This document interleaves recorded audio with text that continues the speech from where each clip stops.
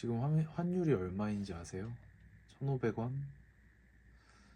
1,520원 넘어온 것 같고 오늘은 심리적 마지노선이라 불리는 그 숫자를 넘어섰습니다. 그래서요, 해외여행 좀 비싸지겠네. 딱 여기서 멈추면 안 됩니다. 한국 역사에서 원달러 환율이 1,500원을 넘겼던 순간은 딱 두 번 있었어요.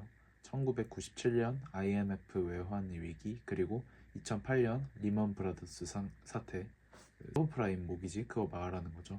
그리고 그 두 번 모두 우리 국민들이 허리띠 졸라매고 금반지 내놓은 사이에 이름도 생소한 외국계 펀드들이 우리 세금으로 조성된 자산을 헐값에 사서 수조 원의 차익을 챙기고 유유히 사라졌습니다.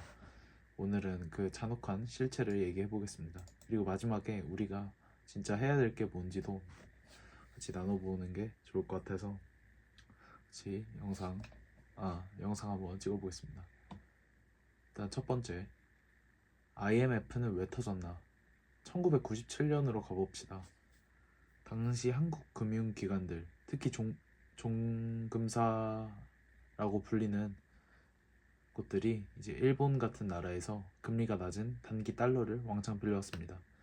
그리고 그 돈을 동남아 국가들의 금리 높은 장기 대출로 빌려줬어요. 중간에서 이자 차익을 먹는 구조였죠. 그런데 1997년에 동남아 경제가 무너지기 시작합니다. 태국에서 시작한 외환 위기가 도미노처럼 번졌어요. 그래서 일본이 한국에 전화를 합니다. 야, 우리 달러 돌려줘. 근데 우리가 빌려준 동남아에서 돈이 안 들어오고 있잖아요. 줄 달러가 없는 겁니다. 더 심각한 건 이거예요. 한국 기업들은 그 당시 어마어마한 규모로 사업을 벌려놨고 은행들도 그 기업들 보증 세워가며 돈을 엄청 빌려준 상태였어요. 달러 수요가 순식간에 폭발하는데 외환 보유액이 바닥을 드러낸 거죠. 1996년에 OECD 가입하면서 우리 이제 선진국이야 저축 파티를 벌였던 나라가 불과 1년 만에 IMF 문을 두드리게 됩니다. 쉽게 말하면 카드 돌려막기를 하다가 결국 사채업자를 찾아간 거예요. 나라 전체가요. 두 번째, 구제 금융의 실체. 그런데 IMF가 돈을 그냥 줬냐고요? 당연히 아닙니다. 조건이 붙었어요. 당장 금리를 30%로 올려라. 재벌 구조조정해라. 외국인이 한국 기업 마음대로 할 수 있게 시장 개방해라. 오전에 출근했더니 책상이 비어져 있는 일이 일상이 됐고 정리해고라는 단어가 이때 처음 법적으로 허용됩니다. 평생 직장이라는 개념이 이때 완전히 박살이 났어요. 국민들은 장롱 속 금반지까지 꺼냈고 220만 명이 참여한 금모기 운동, 역사 교과서에서도 나오는 그 장면이에요. 근데 정작 위기를 만든 쪽은 책임을 피했습니다. 나라가 사채업자에게 손을 벌린 대신 그 고통은 고스란히 국민들 몫이었어요. 세 번째, 먹튀의 실체. 풋백 옵션과 BIS 조작 의혹이 있는데 자, 여기서부터 진짜입니다. 당시 정부는 제1은행을 외국계 펀드 뉴브리지 캐피탈에 5천억 원에 팔았어요. 근데 계약서에 독소 조항이 하나 있었습니다. 풋백 옵션이라고 우리가 은행 사고 나서 2년 안에 썩은 대출이 발견되면 그건 정부 너네가 다시 현금으로 사가라는 그런 독소 조항이었습니다. 풋백 옵션이 뭔지도 잘 몰랐고 이 조사하는 과정에서 좀 다시 알아봤는데 그냥 이제 몇 년 옵션이니까 문제가 그 만기가 있겠죠. 옵션이니까 그 뭐 2년 안에 제가 알기로 이 독소 조항은 2년 안에 이제 부실 대출이 그러니까 은행을 샀어. 그럼 그 은행이 전에 버려놓은 어떤 대출 사업들이 있을 건데 거기서 좀 부실한 것들 그거까지 원래라면은 그 인수하는 사람이 사업을 인수하면서 그런 것까지 사실 리스크를 지면서 감당하고 들어가는 거예요.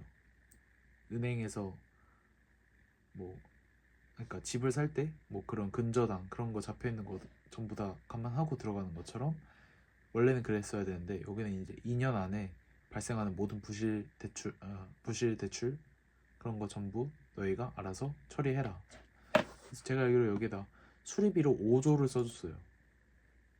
결과가 그러니까 정부가 세금으로 부실채권 받아주느라 쏟아부은 돈이 5조 원이 넘고 5천억에 팔았는데 이 유브리지 캐피탈은 나중에 6년 뒤인가 5년 뒤에 1조 5천억에 팔고 그냥 1억 원의 시세 차익을 가져갔습니다. 그 세금도 안 낸 걸로 알고 있어요. 리스크는 0이었고 수익은 수조 원이었습니다. 수조 원이기보다 뭐 제가 알기로는 이 시세 차익 자체로는 1조 원인데 뭐 다른 수익도 있었나 봐요. 더 황당한 건 외환은행 사건이 있었습니다. 론스타라는 펀드가 외환은행을 사고 싶어 했는데 법적으로 사모펀드는 은행을 살 수가 없어요. 예외가 딱 하나 있는데 그 은행이 부실 은행일 때만 가능했습니다. 근데 어느 날 금융감독원에 팩스가 5장 나르더래요. 외환은행 BIS 비율이 6%대로 떨어질 거라는 내용이었습니다. BIS 비율이 뭐냐면 은행이 자기 돈을 얼마나 갖고 장사하느냐를 보여주는 건강 지표예요. 8% 이상이면 건강한 은행이고 8% 미치면 위험한 신호입니다. 뭐 수능 준비하면서 한번 봤던 것 같은데 BIS 비율이 그냥 이제 은행이라는 곳이 원래 자기 돈 가지고 항상 100% 가지고 있는 곳이 아니에요. 내가 뭐 한 천만 원을 그러니까 사람들이 뭐 1,000만 원을 은행에다 넣어놔. 그러면은 그 돈을 사람들이 막 내일 빼가고 그러지 않는다는 거지. 그걸 이용해서 이제 자기 돈을 가지고 그거보다 더 많은 액수의 장사를 하기 때문에 시장의 돈이 좀 더 풀리는 효과가 나는 거기도 하고, 이 부분은 뭐 BIS 비율이 궁금하시면 좀 더 찾아보시면 될 것 같고, 근데 당시 외환은행은 BIS 비율이 8에서 9%로 멀쩡한 상태였습니다. 나중에 밝혀진 의혹은 최악의 시나리오만 골라서 숫자를 짜맞췄다는 거예요. 멀쩡한 사람한테 안말기 진단서를 끊어준 거나 다름없는 거죠. 그래야 론스타가 헐값에 살 수 있으니까요. 론스타는 결국 외환은행을 팔고 수조 원의 차익을 남겼고, 세금은 조세 회피처를 통해 한 푼도 안 냈습니다. 10년 넘는 법적 공방 끝에 한국 정부가 국제소송에서 패소해서 배상금까지 내야 했습니다.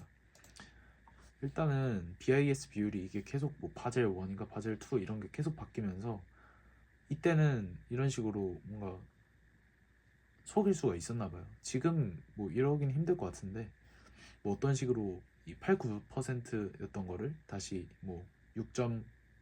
몇 퍼센트지?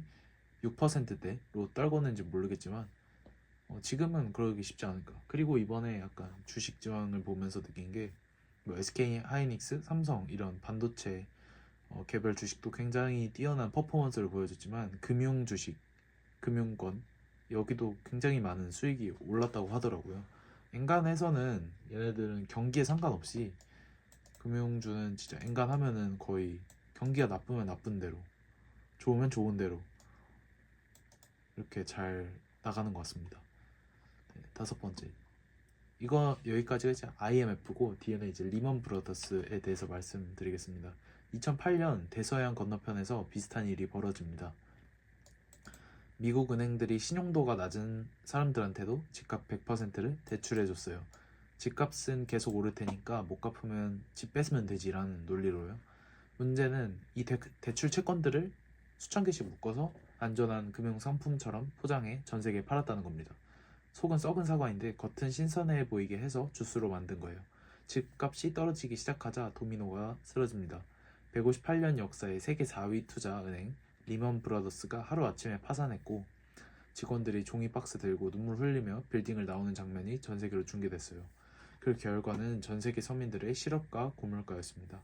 한국에서는 환율이 1,600원까지 치솟았고 88만 원 세대라는 말이 나왔어요. 반면 이 위기를 설계한 월가 금융인들은 그 와중에도 수조 원의 보너스 파티를 벌였습니다. 역사가 반복되고 있었어요. 그리고 지금 다시 1,500원입니다. 이번엔 1997년처럼 국가가 부도 직전이거나 2008년처럼 금융 시스템 자체가 붕괴한 건 아니에요. 미국의 고금리 정책, 달러 강세, 한국 정치 불확실성, 그리고 미국이 전쟁이 나기도 했고, 여러 가지 상황이 복합적으로 얽힌 상황입니다. 하지만 한 가지는 변하지 않았습니다. 고환율 시대, 위기의 냄새가 나는 순간 누군가는 반드시 그 기회를 이용합니다. 우리는 뭘 해야 할까요? 첫 번째는 달러 자산 분산입니다. 지금처럼 원화가 약한 시기에 자산 전부를 원화로만 들고 있는 건 리스크입니다. 달러 예금이든 달러 ETF든 포트폴리오에 달러 비중을 일부 넣어두는 것만으로도 환율 방어가 됩니다. 지금 미국 주식이 저도 투자를 하고 있지만 S&P 500이 뭐 한 700달러 하던 게 650달러까지 떨어졌다가 630달러까지 떨어졌다가 650까지 다시 올라가고 있어요. 근데 별로 부담이 안 되는 게 이 달러는 그만큼 올라갔기 때문에 환차익 이렇게 커버를 쳐주고 있다. 그런 것도 있고 뭐 이런 건 사실 가짜라고 생각하긴 하지만 어쨌든 지금 미국 주식이 좀 투자하기 좋은 시점이라 생각하고요. 이 이란이랑 전쟁하면서 주가가 계속 빠지니까.